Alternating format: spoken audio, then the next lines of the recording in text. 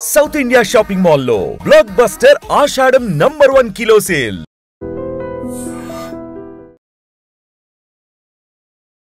Welcome to ITM channel. This is Pawan. తమిళనాడులో మరో విషాదకరమైన ఘటన చోటు చేసుకుంది. మార్నింగ్ 7:45 ఒక అటుగా వెళ్తున్న ఒక స్కూల్ వ్యాన్ ప్రమాదానికి గురవడం జరిగింది. రైలు గుద్దేయడం జరిగింది. ఇది కడలూరు జిల్లాలోని విల్లుపురం గేట్ వద్ద అయితే జరిగింది. పాపం ఆ పిల్లలు ఇది ట్రైన్ ఒకేసారి గుద్దడం వల్ల ఇద్దరు పిల్లలు అయితే అక్కడికక్కడే దుర్మరణం చెందడం జరిగింది. ఆ చారులత అలాగే వెంకటేష్ అనే ఇద్దరు చిన్న పిల్లలు చనిపోవడం జరిగింది. సో వాళ్ళ మృతులు అయితే పాపం వాళ్ళ ఫ్యామిలీలో కన్నీరు మున్నీరు అయిపోతున్నారు. అసలు ఎందుకు ఈ ప్రమాదం జరిగింది? నిజంగానే ఆ గేట్ మ్యాన్ నిర్లక్ష్యం చేశాడా, లేదంటే బస్సు డ్రైవర్ నిర్లక్ష్యం చేశాడా పక్కన పెడితే ఆ ట్రైన్ ఆ గుద్దగానే బస్సు ఎగిరి అవతల పడింది. సో ఈ గాయాల్లో అయితే పాపం ఇద్దరు అయితే చిన్నారులు మరణించడం జరిగింది. మిగతా వాళ్ళకైతే ఇద్దరు ముగ్గురికి తీవ్ర గాయాలు అయితే అవ్వడం జరిగింది. మిగతా వాళ్ళందరూ సేఫ్ గానే ఉన్నట్లయితే తెలుస్తుంది. కానీ ఇక్కడ చూసుకున్నట్లయితే ముఖ్యంగా ఆ తమిళనాడు సీఎం గారు స్టాలిన్ గారు వెంటనే స్పందించి మృతుల కుటుంబాలకి ఒక 5 లక్షల రూపాయలు అయితే ప్రకటించడం జరిగింది.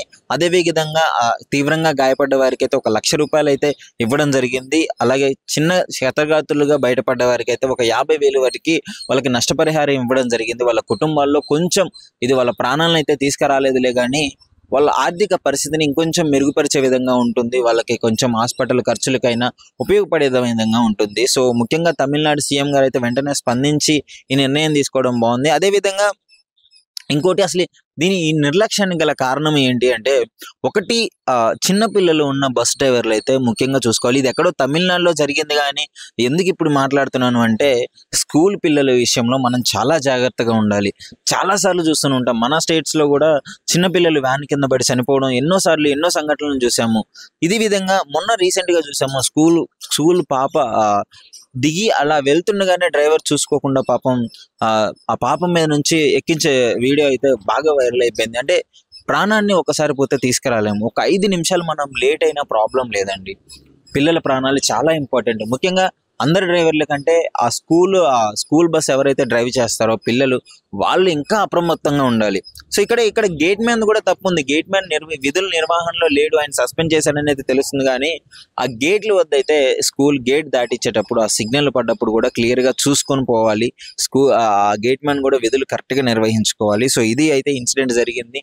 సో దీనికి సంబంధించి ఆ డ్రైవర్లు అంతా అప్రమత్తంగా ఉండాలని నా తరపున ఒక చిన్న విజ్ఞప్తి. ఎందుకంటే చిన్నపిల్లలు ఎన్నో భవిష్యత్తులతో వాళ్ళ పేరెంట్స్ స్కూల్కి పంపిస్తుంటారు. ఇలాంటి ఇన్సిడెంట్ జరగడం వల్ల పాపం వాళ్ళ జీవితాంతం వాళ్ళు బాధపడుతూనే ఉండాలండి. సో జాగ్రత్తగా ఉండాలి. ఎవరైనా సరే స్కూల్ పిల్లలు ఆ రోడ్డు దాటించేటప్పుడు కూడా, స్కూల్ అయిపోయిన తర్వాత ఇలాంటి ఇన్సిడెంట్లు జరిగినప్పుడు చాలా జాగ్రత్తగా ఉండాలి. ముఖ్యంగా ఈ ఇన్సిడెంట్ చూసి పక్కన పెడితే ఇద్దరు అమాయకమైన చిన్న పిల్లలు బలవడం జరిగింది. సో దీనికి ఎవరు రెస్పాన్సిబుల్? ఇటు డ్రైవర్ నిర్లక్ష్యమైన అవ్వచ్చు, ఆ గేట్ మ్యాన్ నిర్లక్ష్యమైన అవ్వచ్చు. ఇప్పుడు ఆయన సస్పెండ్ చేశారు అంతే, ఏం లేదు. కానీ సస్పెండ్ చేసినా సరే ఏం ఉపయోగం చెప్పండి? 2 పిల్లలు చనిపోవడం జరిగింది. సో చూడాలి మరి నెక్స్ట్ ఇంకా ఏ డెసిషన్ తీసుకుంటారో, రూల్స్ ఎంత స్ట్రిక్ట్గా మారుతాయో చూడాలి. ఇది అయితే జరిగింది. దీనిపైన మీ అభిప్రాయం ఏంటో కామెంట్ రూపంలో తెలియజేయండి. నిజంగా ప్రస్తుతం ఉన్నటువంటి సమాజం దేనికి ప్రయారిటీ ఇస్తుంది? ఆర్థిక సంబంధాల చుట్టూ మాత్రమే తిరుగుతుంది. మళ్ళీ ఎన్నికలంగానే చాలా విరక్తి కలుగుతాం. మంచి అనిపిస్తుంది కదా, లేడీస్ కూడా ఛాలెంజింగ్ జాబ్స్ చేసినప్పుడు చాలా బాగుంటది. ట్రాఫిక్ అసిస్టెంట్స్ గా నియమించిన ట్రాన్స్జెండర్స్ అందరితో సాల్యూట్ చేయించుకుంటున్నారు. ఫుడ్ డెలివరీ ఇవ్వటానికి వెళ్ళినటువంటి డెలివరీ బాయ్ అనిల్ పై కళ్ళ ముందు పెళ్ళండి